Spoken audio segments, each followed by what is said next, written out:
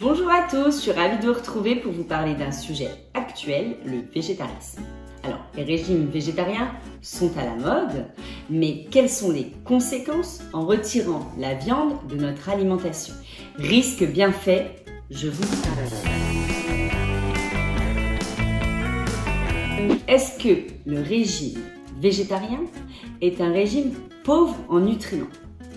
Parce que c'est vrai que les protéines, mais également le fer et la vitamine B12 se trouvent majoritairement dans la viande, le poisson, les œufs, les produits laitiers.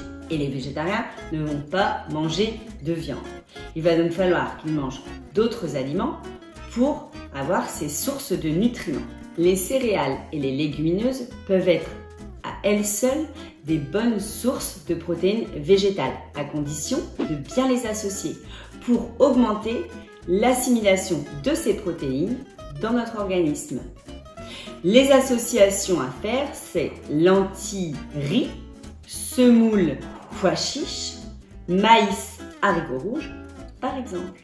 Le fer héminique, qui provient de la viande, est mieux assimilé par l'organisme que le fer non héminique, qui provient des végétaux.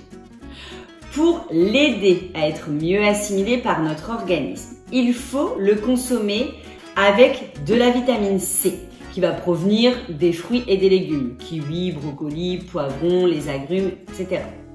Il faut également éviter de boire du thé pendant ou autour du repas, car les tanins contenus dans le thé ont tendance à diminuer la bonne absorption du fer. Il faut faire tremper les légumineuses au moins 12 heures avant de les cuire pour neutraliser l'effet de l'acide phytique qui est contenu dans ces légumineuses et qui vient empêcher la bonne absorption du fer. Enfin, pour les végétariens qui consomment des œufs et des produits laitiers, ils ne manqueront pas de vitamine B12 qui est contenue dans ces produits. Pour les autres, il faudra faire une supplémentation. Quels sont les bienfaits pour notre santé? Plusieurs études ont montré que le régime végétarien était meilleur pour la santé. Diminution des risques de maladies cardiovasculaires, de l'obésité, du diabète de type 2. Oui, forcément, puisque c'est une alimentation qui est moins riche en acides gras saturés, qui est plus complète en fibres, parce qu'on en mange pas assez dans notre alimentation quotidienne, qui est plus riche en antioxydants contenus dans les fruits et dans les légumes. Mais attention, cette alimentation est meilleure à condition qu'elle soit faite correctement. L'important est de bien s'informer et de bien s'entourer. L'alimentation végétarienne doit être suivie de manière équilibrée pour éviter les carences et favoriser un apport optimal en nutriments.